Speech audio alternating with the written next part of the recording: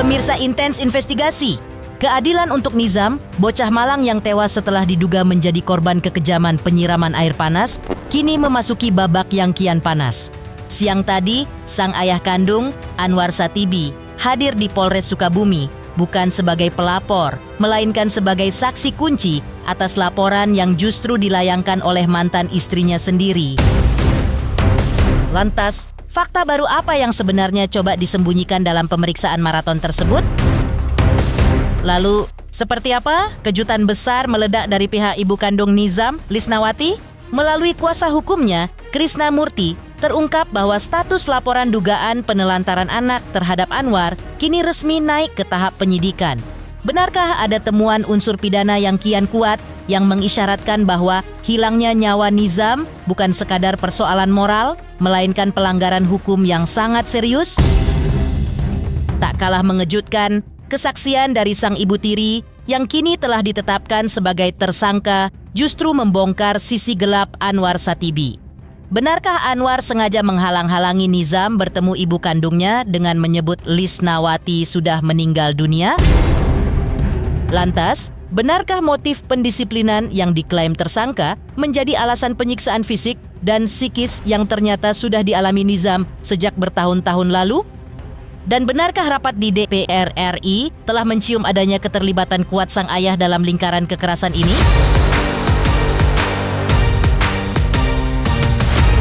Pemirsa, bersama Intens Investigasi, kami hadirkan kabar terkini, terpercaya, dan teraktual. Tetapi sebelumnya, jangan lupa untuk like, subscribe, dan juga share channel YouTube ini.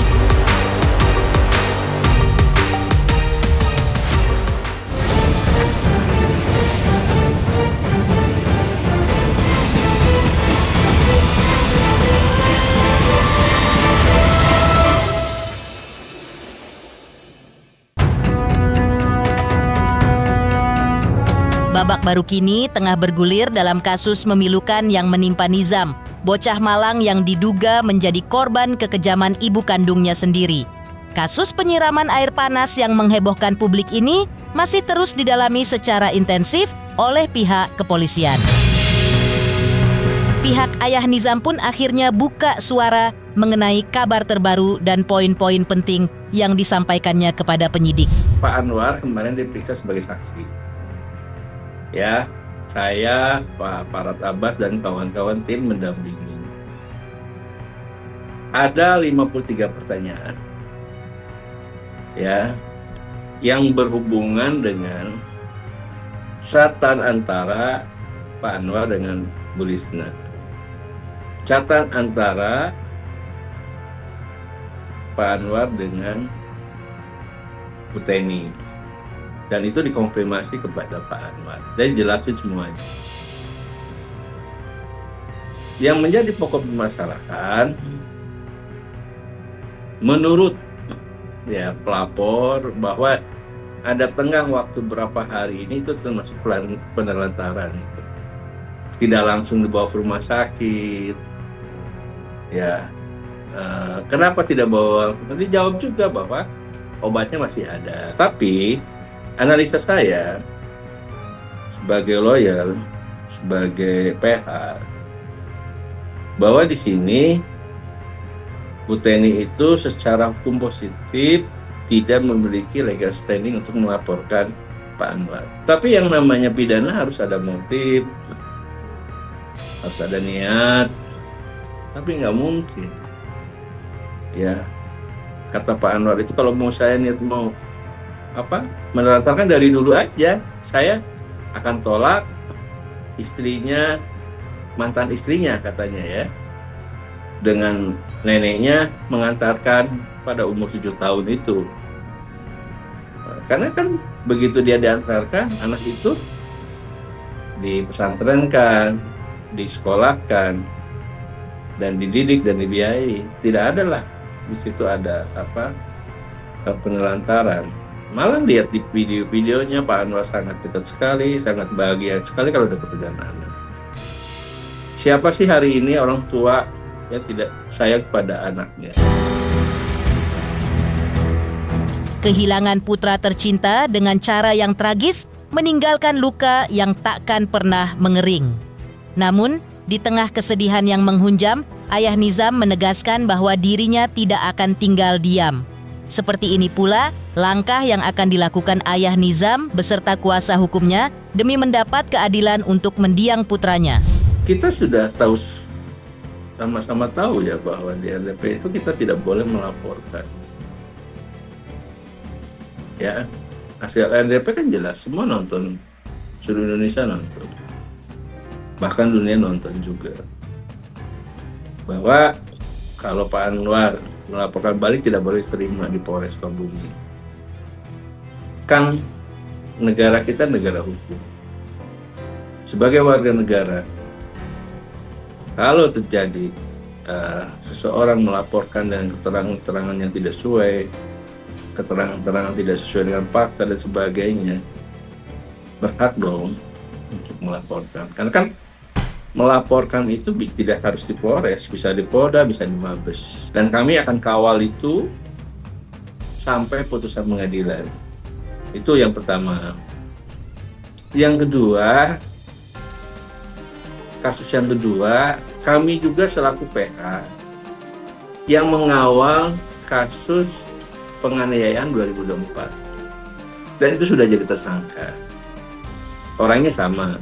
Jadi satu orang menjadi dua kasus yang berbeda antara locus dan tempus. Tempus delicti dan locus delictinya beda. 2004 dan 2006. Yang ketiga, saya pribadi juga sebagai PH Pak Anwar yang dilaporkan oleh Ibu Lis. Dan itu kita akan fokus terhadap 3 laporan itu. Ya, baik sebagai pelapor maupun sebagai terlapor. Sebelumnya, pihak ibu kandung Nizam, Lisnawati, akhirnya muncul ke publik usai menjalani pemeriksaan intensif oleh tim penyidik di Polres Sukabumi. Kehadirannya ini tak lain adalah untuk menindaklanjuti laporannya terhadap sang mantan suami atau ayah kandung Nizam atas dugaan penelantaran anak. Situasi kian memanas saat pihak kuasa hukum Lisnawati membeberkan adanya sejumlah bukti tambahan yang diserahkan kepada pihak kepolisian. Bukan sekadar penelantaran, bukti-bukti tersebut diduga kuat mengarah pada serangkaian teror dan ancaman yang selama ini dialami kliennya. Untuk pemeriksaan hari ini sebetulnya hampir sama dengan pada saat BAP di tingkat penyelidikan. Ini hanya berbeda tingkatannya sekarang penyidikan. Artinya ada beberapa tambahan semacam teror dan ancaman, mungkin itu yang ditambahkan, yang lain-lainnya tetap sama seperti pengakuan atau pemeriksaan BAP klien kami di tahap penyelidikan. Semoga berjalan lancar dan terima kasih untuk Polres Sukabumi yang telah sangat membantu dan sangat komunikatif sekali dengan kita sehingga berjalan lancar tadi dan cepat. Pak Krisna, terima kasih sudah membantu saya selama ini dan sudah mendampingi saya sampai saat ini saya berdiri di sini. Terima kasih. Terima kasih. Dan untuk selanjutnya kita berharap proses penyidikan ini bisa lanjut ke tahap selanjutnya, tahap penuntutan hingga pengadilan ya. Sekali lagi kami terima kasih kepada Komisi 3, kepada Bu Rike Diapitaloka, KPAI, LPSK dan juga Polres Kabupaten Sukabumi. Selain itu, pernyataan mengejutkan datang dari kuasa hukum Lisnawati, Krisnamurti, yang mengungkapkan bahwa laporan kliennya terhadap ayah kandung Nizam terkait dugaan penelantaran anak kini telah memasuki babak baru. Status kasus tersebut secara resmi telah naik ke tahap penyidikan, sebuah langkah besar yang menunjukkan adanya temuan unsur pidana yang kian kuat di mata hukum. Selamat pagi, saya Krisnamurti menyampaikan update terbaru atas laporan klien kami, Ibu kandung Nizam di Polres Sukabumi. Update-nya adalah besok pagi klien kami, Lisnawati, diperiksa, dimintai keterangannya sehubungan dengan laporannya yang telah meningkat atau telah naik dari penyelidikan menjadi penyidikan. Semoga proses BAP-nya besok berjalan lancar. Artinya bahwa kasus ini bukan sekedar duka, tapi ujian bagi rasa keadilan kita bersama. Seorang anak yang seharusnya mendapatkan kasih sayang, perlindungan, dan perhatian penuh dari orang tuanya, justru diduga mengalami penelantaran hingga kehilangan nyawa. Ini bukan sekedar persoalan moral, tapi persoalan hukum yang sangat serius. Dalam hukum, orang tua memiliki kewajiban mutlak untuk menjaga dan melindungi anaknya. Ketika kewajiban itu diabaikan bahkan sampai berujung pada kematian, maka ada konsekuensi yang harus dipertanggungjawabkan. Kami memandang apabila benar terbukti adanya penelantaran dan pembiaran, maka perbuatan tersebut dapat dikualifikasikan sebagai kelalaian yang menyebabkan hilangnya nyawa seseorang, bahkan tidak menutup kemungkinan mengarah pada bentuk pertanggungjawaban pidana yang lebih berat. Proses hukum harus berjalan secara objektif, transparan, dan tanpa intervensi. Tidak boleh ada ruang bagi siapapun untuk menghindari tanggung jawab di hadapan hukum. Keadilan almarhum bukan hanya tentang menghukum, tapi memastikan bahwa peristiwa serupa tidak pernah terulang kembali. Kami akan terus mengawal kasus ini sampai terang benderang. Menanti hukum berbicara, usai kasusnya dibahas di DPR, akankah ayah kandung Nizam segera ditetapkan sebagai tersangka?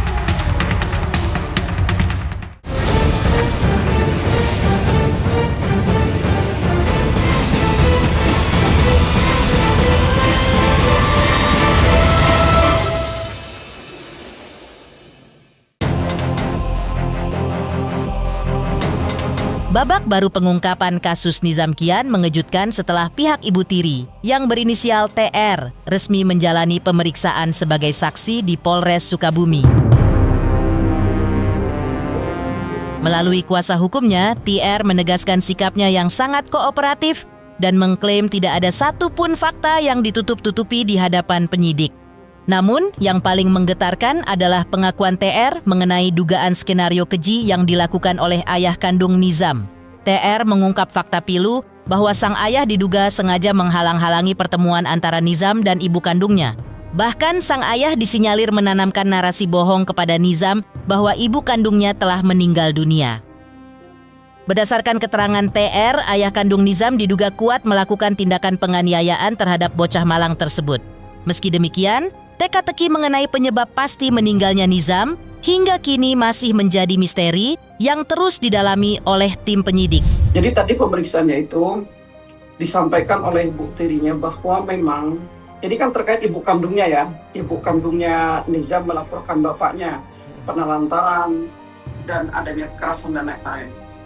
Nah, yang dilaporkan yang disampaikan oleh ibu tirinya dalam hal ini adalah TR bahwa bapaknya Nizam ini membangun kepada Nizam kalau ibu kandungnya ini tidak ada dan sudah meninggal.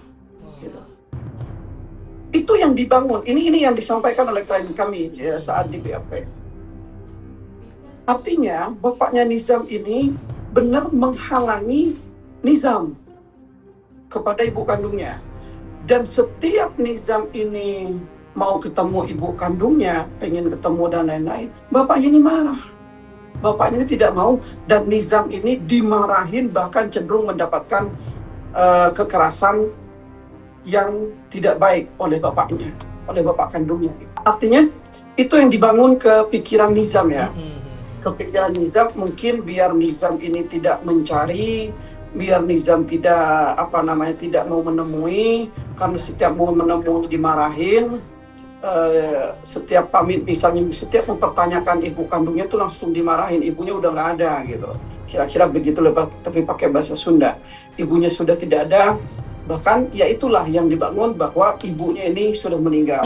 Jadi Nizam ini dibawa atau diambil oleh Anwar, oleh bapaknya ini dari umur 7 tahun. Dari umur 7 tahun dibawa dan hidup bersama TR selaku ibu tirinya. Disitulah ibu tirinya pun merawat, ibu tirinya pun memberi makan, ibu tirinya pun memberi kasih sayang. Kenapa demikian? Karena yang punya pekerjaan selama ini kan memang ibu tirinya. Yang punya pekerjaan tetap, punya gaji tetap, itu kan ibu tirinya, TR kan. Berarti memang hidup dari TR ini gitu. Nah, selama tinggal pun, TR ini juga menyampaikan, memang ada pembiaran. Pembiaran yang dilakukan terhadap Nizam ini oleh bapak kandungnya. Apa pembiarannya? Seperti yang saya sampaikan juga sebelumnya, saat Nizam ini sakit di pesantren, saat Nizam ini sakit di pesantren, dapat kabar bahwasanya Nizam ini sakit, dan Nizam ini ngechatnya nggak ke bapak kandungnya, ya apa saya sakit nggak, tapi ke ibu tirinya dulu, ke ibu tirinya, kira-kira kalau bahasanya mah Nizam sakit gitu loh. Sakit apa? Ya mungkin karena kedinginan selama ini tidur di masjid gitu. Itu isi chatnya, ini fakta. Nah, istirahat katanya kan, ya mah gitu. Namun dia seorang ibu, walaupun dia ibu tirinya, akhirnya bilang ke bapaknya, ayo jemput Nizam, kasihan sakit. Nizam ini harus dijemput, kasihan sakit, kita bawa ke rumah sakit. Bapaknya di sini bilang ke ibu tirinya, ya karena bahasa Sunda ya, kira-kira bahasa Indonesianya itu, udah biarin aja lah, mati aja tuh. Itu yang disampaikan oleh bapak kandungnya terhadap anak kandungnya loh. Menurut ibu kandungnya, menurut ibu tirinya disampaikan bahwa memang ada pembiaran dan nggak mau, tapi ibunya tetap menjemputnya sehingga dibawa ke dokter. Itu keterangan itulah yang disampaikan oleh ibu tirinya tadi di kepolisian, tapi di luar penyidikan itu ya tetap ibunya dalam hal ini mengatakan kepada kami khususnya bahwa yang melakukan penganiayaan ini adalah bapaknya, seperti yang disampaikan oleh sebelum-sebelumnya sama kita itu. Nah, artinya bapaknya ini diduga melakukan penganiayaan terhadap Nizam, atau penyebab sampai Nizam seperti kondisi terakhir itu adalah menurut ibu tirinya ini adalah bapaknya gitu. Karena ada kekerasan yang dilakukan tadi, mulai pulang dari pesantren yang suruh berburu, terus karena dia kesel sehingga ada kekerasan terhadap anaknya yang di depan kamar mandi itu. Terus dia sampai ke rumah sakit karena kesel suruh pulang, dia di luar dan dia dalam kondisi tidur. Nah, itu kekerasan yang memang dilakukan oleh bapaknya. Namun penyebab kematian Nizam ini karena apa, kan sampai saat ini kita tidak tahu.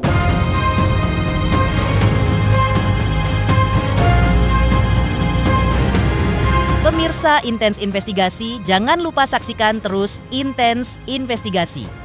Dan pastikan jangan lupa untuk like, subscribe, dan juga komen. Terima kasih juga atas kesetiaan pemirsa, atas pencapaian jumlah subscriber yang kini menuju 4 juta subscriber channel Intens Investigasi.